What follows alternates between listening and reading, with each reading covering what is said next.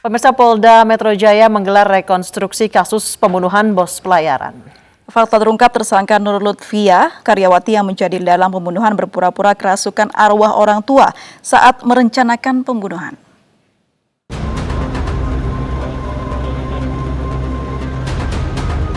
Treskrimum Polda Metro Jaya menggelar rekonstruksi pembunuhan bos ekspedisi pelayaran yang terjadi di kawasan Ruko Kelapa Gading, Jakarta Utara, Kamis 13 Agustus lalu. Dalam rekonstruksi tersebut, 44 adegan diperagakan oleh 10 tersangka di halaman gedung Resmo Polda Metro Jaya Selasa pagi. Para tersangka memperagakan mulai dari rencana pembunuhan, pembelian senjata, hingga penyerahan uang. Dalam rekonstruksi ini juga terungkap Nur Lutfiah yang merupakan otak pembunuhan bosnya berpura-pura kerasukan arwah orang tuanya untuk meminta bantuan tersangka lain untuk membunuh bosnya sendiri.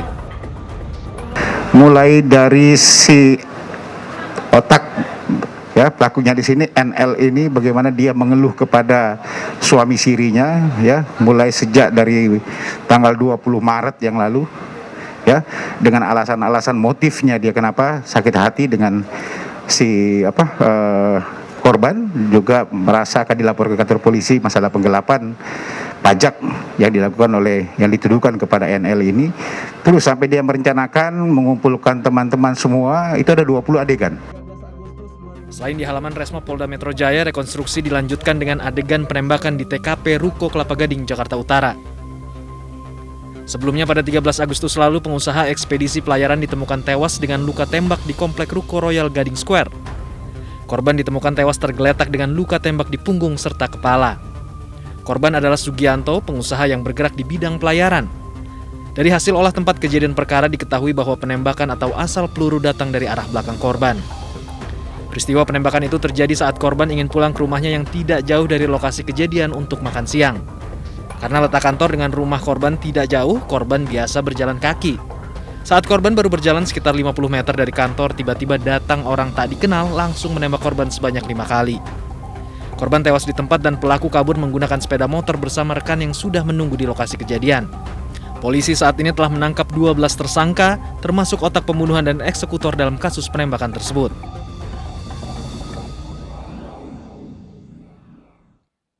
Ya, pemirsa, 12 orang ditetapkan menjadi tersangka dalam kasus pembunuhan bos ekspedisi pelayaran di Kelapa Gading, Jakarta Utara. Motif pembunuhan terungkap lantaran pelaku yang merupakan karyawan korban mengaku sakit hati dan takut dilaporkan karena menggelapkan uang pajak perusahaan.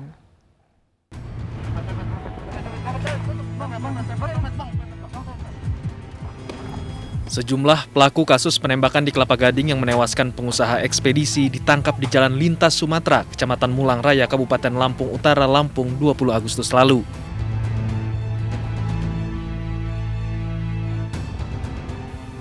Usai meringkus para pelaku, polisi mencari senjata yang digunakan untuk menghabisi korban. Rumah salah satu pelaku digeledah. Terungkap otak pembunuhan bos ekspedisi di Kelapa Gading merupakan karyawannya yang sakit hati terhadap korban dan takut dilaporkan karena ia menggelapkan uang pajak perusahaan. Yang bersangkutan ini sering dimarahin oleh pelaku, oleh korban, saya ulangi. Dan yang kedua, memang ada beberapa pernyataan dari korban yang dianggap melecehkan selama ini. Yang kedua, yang bersangkutan ada rasa ketakutan karena yang bersangkutan, pajak ini rupanya tidak semuanya disetorkan ke kantor pajak, tetapi di situ ada indikasi menggelapkan uang tersebut, sehingga ada beberapa kali teguran. Polisi telah menetapkan 12 tersangka dalam kasus ini dengan perannya masing-masing. Nur Lutfiah yang merupakan otak pembunuhan sekaligus karyawan di perusahaan korban bersama dengan suaminya, Ruhiman, menyusun rencana pembunuhan. Kemudian keduanya juga mengundang Dedi Wahyudi, Raden Sarmada, dan Rosidi untuk merencanakan pembunuhan Sugianto, pengusaha ekspedisi pelayaran.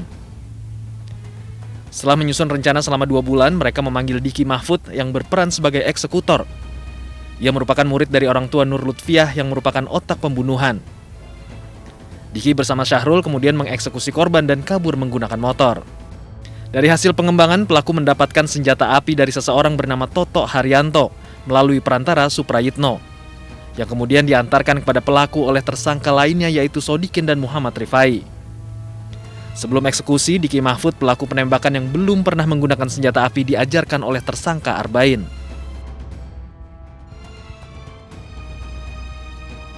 Para tersangka kini terancam hukuman mati atau penjara seumur hidup atas pembunuhan berencana.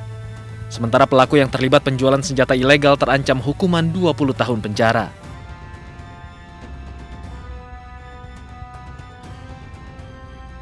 Petugas menggagalkan upaya penyelundupan ribuan pil koplo ke dalam lembaga pemasyarakatan kelas 2B Jombang, Jawa Timur. Pelaku memasukkan ribuan butir narkoba ke dalam puluhan butir buah salak.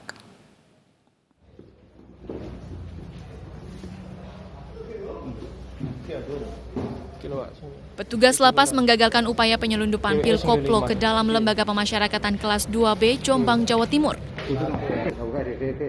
Seorang pengunjung berinisial VN diduga hendak menyelundupkan pil koplo kepada suaminya yang sedang menjalani masa hukuman. Pelaku VN sudah kedua kali menyelundupkan narkoba ke dalam lapas. Ia mengirimkan pil koplo ke suaminya yang sudah mendekam di penjara sejak 2 tahun lalu. Penyelundupan narkoba dikemas dalam buah salak dengan membungkus pil koplo dengan kulit salak yang diretakan dengan lem. Ada 32 buah salak, 9 diantaranya diisi pil koplo dengan masing-masing 190 butir. Total pil koplo yang berhasil disita sejumlah 1.815 butir. Dari keterangan pelaku, ia menerima permintaan dari suaminya melalui sambungan telepon fasilitas lapas. Di dalam sebuah kresek hitam itu berisikan lauk pauk, buah ada jeruk dan mayoritas isinya salak. Nah, setelah dibuka, kok dipegang ada yang dirasa beda seperti salak biasanya.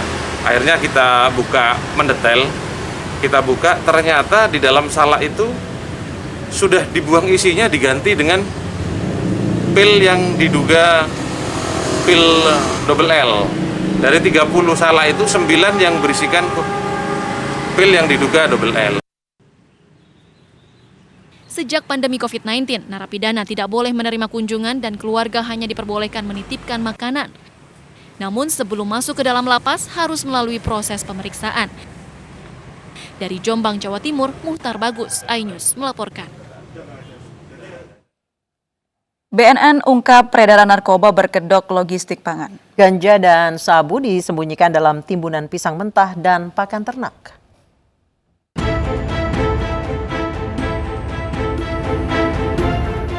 Pengiriman narkoba berkedok logistik pangan terjadi di daerah Bekasi dan Tangerang.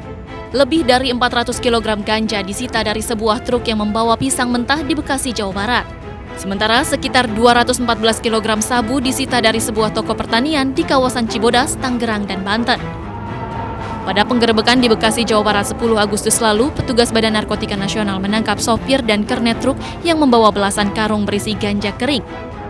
Ganja disimpan di bawah susunan papan lantai dasar truk yang ditimbun pisang mentah. Pengendali jaringan pengiriman ganja ini juga diburu dan ditangkap. Sementara penggerebekan sabu pada 28 Juli lalu di sebuah toko pertanian di Cibodas, Tangerang, Banten saat sedang bongkar muat truk. Petugas menemukan 200 bungkus plastik berisi sabu yang disebar dalam 50 kantong plastik berisi jagung. Total sabu yang disita seberat 214 kg.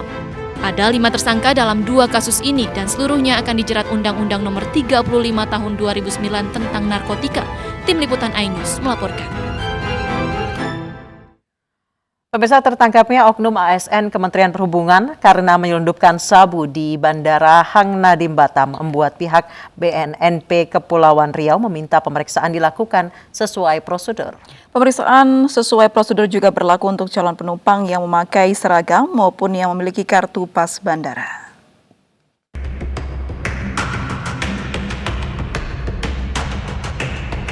Rano Dwi Putra, oknum ASN Kemenhub golongan 2C yang berdinas di Otoritas Bandara Ngurah Rai Bali bersama Maulida, teman wanitanya, masih diperiksa usai menyelundupkan 3,90 kg sabu di Bandara Hang Nadiem Batam.